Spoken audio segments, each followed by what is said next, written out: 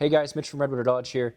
Question we keep getting is how do you know the eTorque battery is actually going bad in your Ram 1500? First thing you'll usually notice, the start just stops working. Like no message, no warning, it just quietly disappears.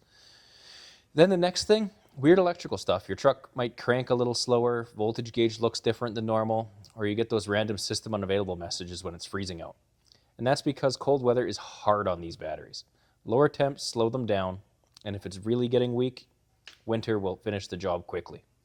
Now, as far as lifespan, most of them are lasting somewhere around that 3 to 5 year range in the real world, depending on how the truck's used and the climate.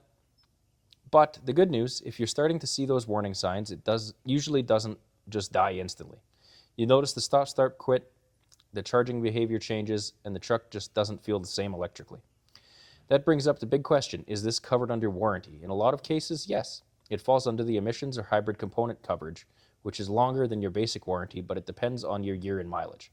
So if your start-stop vanishes this winter and your truck's acting a little off, you're not crazy. It could be that eTorque battery getting weak. If you have any questions, give us a call at 780-942-3629 and we'll try our best to help you out.